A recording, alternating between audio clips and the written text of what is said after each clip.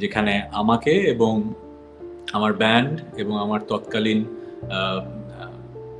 Girlfriend, যে আমার সহধর্মিণী হয়, আমার এক্স ওয়াইফ, তাকে নিয়ে একটা জগা খিচুড়ি একটা রিপোর্ট তৈরি করা হলো। Correct, correct. এবং আমি অসম্ভব কষ্ট পেলাম যে এরকম হতে পারে, একদম মিথ্যা একটা নিউজ, এবং এতটাই অপমানজনক ছিল। কারণ তখন আসলে বুঝিনি যে ফেমাস হলে চামড়াটা একটু মোটা হতে হয়, তখন এতটা মোটা ছিল না।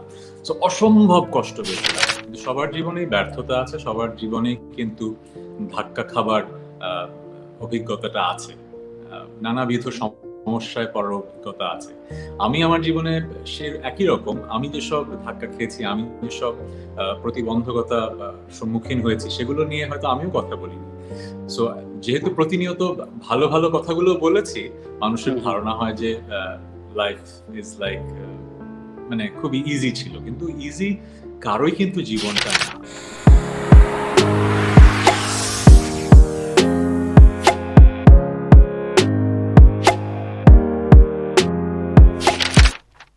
যখন মানুষ একটা জায়গায় পৌঁছে যায়, সিঁড়ি বেয়ে উঠতে থাকে, তখন সে কিন্তু তার সফলতার গল্পগুলো বেশি বলে, তাই না? এটা কিন্তু শুধু আমার বেলায় না, সবাই সবাইকে সফল হিসেবে কিন্তু প্রমাণ করতে চায়।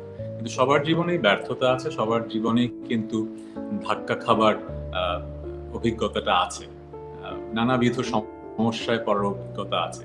আমি আমার জীবনে সে একই রকম, আমি যেসব ধাক্কা খেয়েছি, আমি যেসব প্রতিবন্ধকতা সম্মুখীন হয়েছি, সেগুলো নিয়ে হয়তো আমিও কথা বলিনি।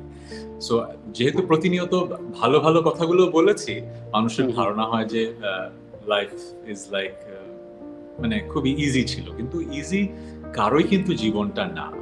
এক একজনের স্ট্রাগলটা এক এক রকম। এখন হয়তো এভাবে অনেকে বলতে পারে যে আপনি তো ভালো স্কুলে পড়েছেন, ভালো কলেজে পড়েছেন, ভালো বিশ্ববিদ্যালয়ে পড়েছেন, আপনার জ্ঞান বুদ্ধির পরিধি হয়তো বেশি, সেজন্য আপনি হয়তো অনেক কিছু আপনার জন্য সহজ হয়েছে। এখন আমি যে ভালো স্কুলে পড়েছি, আপনি জাস্ট আপনার চারিদিকে দেখেন, অসংখ্য উদাহরণ দেখবেন যে এমন পরিবার থেকে সেই মানুষটা এসছে যেখানে শিক্ষিত পরিবার এবং সচ্ছল পরিবার, তবুও কিন্তু তারা কিন্তু পড়াশোনায় মনোনিবেশ করেনি, তারা হয়তো সেই গুরুত্বটা দেয়নি। আবার এমনও আছে খুবই হাম্বল বিগিনিং, কিন্তু তারা কিন্তু নিজেরা উপলব্ধি করেছে যে আমাকে জীবনে উত্তরণের জন্য আমাকে পড়াশোনাটা ভালো করে করতে হবে। সো যারা এই কথাটা বলে যে স্ট্রাগলটা কিছু মানুষের কম, কিছু মানুষের বেশি, এটা হয়তো কিছু দিক থেকে সত্যি, কিন্তু তার চেয়েও বেশি যেটা ইম্পর্টেন্ট, প্রত্যেকটা মানুষই কিন্তু যেই ব্যাকগ্রাউন্ড থেকেই আসুক না কেন, তার শিক্ষিত পরিবার হোক, সচ্ছল পরিবার হোক অথবা না হোক, নিজের স্ট্রাগলটা, নিজের পথ চলাটা কিন্তু নিজের। হ্যাঁ, কিছু জায়গায় সহজ হয়ে যায়, এটা আমি একেবারেই ডিনাই করব না, কিন্তু তাই বলে এই যে লং রানের পৃথিবীতে আসলে ইটস এ গ্রেট ইকুয়ালাইজার, সবাই একটা সময় এক জায়গায় চলে আসে। আপনার বাবা মা আপনাকে যত ভালো সুযোগ শুরুতে করে দিক না কেন, একটা পর্যায়ে কিন্তু আপনাকে নিজেকেই সামনের দিকে এগিয়ে নিতে হবে। আমি যে ঘন্টার পর ঘন্টা একটা সময় কোনো প্রতিদানের আশা ছাড়াই কিবোর্ডে বসে থাকতাম, আমাকে তো আসলে কেউ বসে থাকতে বলতো না। এমনও গেছে হয়তো ৬-৭ ঘন্টা কিবোর্ডে বসে থাকতাম, তখন কি আসলে কোনো প্রত্যাশা নিয়ে বসে থাকতাম? এটা আমার প্রেম থেকে, গানের প্রতি প্রেম থেকে বসে থাকতাম। আমি যে গান লিখতাম, আমাকে কি কেউ বলেছে যে গান লিখো? এটা হয়তো একটা আশীর্বাদ সৃষ্টিকর্তার কাছ থেকে, কিন্তু আমি তো কাজটা করেছি। সো কিছু মানুষ যারা অর্জন করেছে, তাদের অনেকে বলবে যে আপনার যাত্রাটা হয়তো সহজ ছিল, আপনি তো আসলে গ্রাম থেকে অনেক কষ্ট করে উঠে আসেননি। এখন তাই যদি বলতে হয়, প্রত্যেকটা মানুষেরই কিছু সুবিধা থাকে, প্রত্যেকটা মানুষেরই কিছু অসুবিধা থাকে। এখন সেটার বিতর্কে আসলে আমি যেতে চাই না, বাট আমি সবসময় যেটা বলি যে আমরা সবাই আমাদের সফলতার গল্পটা বলি, তো ভালো দিকটা বলি। এই কারণে হয়তো মানুষ মনে করে যে জীবনটা অনেক সহজ, বাট জীবন একদমই সহজ না। আমাদের জীবনে অনেক স্ট্রাগলের গল্প আছে, যেগুলো আসলে কখনোই কাউকে বলা হয়নি, কারণ এই কথাগুলো বলে মানে করুণা পাওয়ার চেষ্টা কখনো করতে চাইনি। গোয়িং ব্যাক টু আপনি যেটা বলছেন যে কন্ট্রোভার্সি মার্কেটিং এই যুগে সব জায়গায় প্রচলিত, সব দেশে। সো একজন আর্টিস্টকে বকা দিয়ে কোনো লাভ নেই, কিন্তু যারা এটা করছে তাদেরও বুঝতে হবে সেটা একজন আর্টিস্ট হোক যাই হোক, এই কাজগুলো করে কিন্তু মানুষের ভালোবাসা পাওয়া যায় না। যদি লং টার্মে আসলে ইন্ডাস্ট্রিতে থাকতে হয়, ভালো গান করে আস্তে আস্তে এগিয়ে যেতে হয়। হুট করে একটা পাবলিসিটি পাবো, তাতে কিন্তু আসলে কাজে দেবে না। একটা বড় ঘটনা আছে যেটা আমার জীবনের খুবই কষ্টের একটা অধ্যায়, আপনার সাথেও সেটা রিলেটেড ইন আ ওয়ে।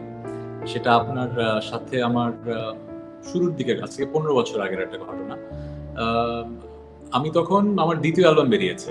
আমি তখন জি সিরিজের আর্টিস্ট। জি সিরিজ থেকে জি সিরিজের কর্ণধার বললেন যে একটা অ্যাওয়ার্ড সেরেমনি আছে, তোমাকে হোস্ট করতে হবে। আমি বললাম আমি অ্যাওয়ার্ড হোস্ট করবো কেন? না, তোমাকে অ্যাওয়ার্ড হোস্ট করতেই হবে। কি অ্যাওয়ার্ড? সিজেএফবি। আমি আসলে নামও জানি না, আমি আসলে ইন্ডাস্ট্রি পলিটিক্স বুঝতাম না। তো সিজেএফবি নামে একটা অর্গানাইজেশন আছে আপনাদের, সো ওটা অ্যাওয়ার্ড হোস্ট করতে হবে। এখন আমার কোম্পানির কর্ণধার বলেছেন হোস্ট করতেই হবে, আমি অনুরোধে থেকে গিললাম।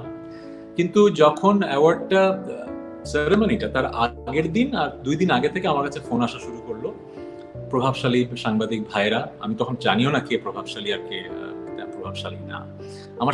আমার ধ্যান ধারণার মাঝে এগুলো ছিল না। আমার কাছে যে গান করছি, মানুষ গান ভালোবাসছে, একটা অ্যালবাম হয়েছে, ভালো লাগছে। ফোন আসা শুরু করলো যে আপনি কেন ওই অ্যাওয়ার্ডে হোস্ট করছেন, আপনি এটা করেন না, আপনার খারাপ হবে। আমাকে ফোনে থ্রেট দেওয়া হলো। আমি ইয়াং একটা ছেলে ইন্ডাস্ট্রিতে, কিন্তু একটু তো নাম করছি আস্তে আস্তে। আজকে 15 বছর আগের কথা। সারা বাংলাদেশে ওইভাবে যে আমার পরিচিতি সেরকম না। তখন প্রেমাতাল গানটা বেরিয়েছে, দূরে তুমি গাড়ির গানটা বেরিয়েছে। তো খানিকটা তো মানুষ আমাকে চেনে, তো আমার মধ্যে ধারণা আছে যে আমি তো ভালো গান করছি, আমাকে মানুষ ভালোবাসে। হঠাৎ করে এরকম থ্রেট খেয়ে সাংবাদিক ভাই 2জন ফোন দিয়েছিল। আমি খুবই হতচকিত হয়ে গেলাম, কেন করবো না কেন? বললো যে এই সিজেএফবি তো আসল সিজেএফবি না। সো ঘটনা হয়েছিল কি, সিজেএফবি আপনাদের যে cultural journalist forum of Bangladesh, দুটো ভাগ হয়ে যায়, রাইট? সো আমি তো এত কিছু জানি না, আমি তো একটা যে ভাগ আছে সেটাই জানি না। সো অন্য যে ভাগ থেকে, অন্য যে সিজেএফবি, সেখান থেকে আমাকে থ্রেট দেওয়া হলো যে যদি আপনি এই শোটা করেন, আপনার এগেইনস্টে কিন্তু এমন এমন নিউজ দিব, আপনার ক্যারিয়ার ধ্বংস হয়ে যাবে। আমি বললাম যে আমার এটা কি বা এমন ক্যারিয়ার হয়েছে যে ধ্বংস হয়ে যাবে? আমি যে দেখেন, আপনি ভয় দেখাচ্ছেন না, ভালো কথা, আমি বয়স এসে আপনার ছোট, বাট আমি আসলে ভয় পাচ্ছি না।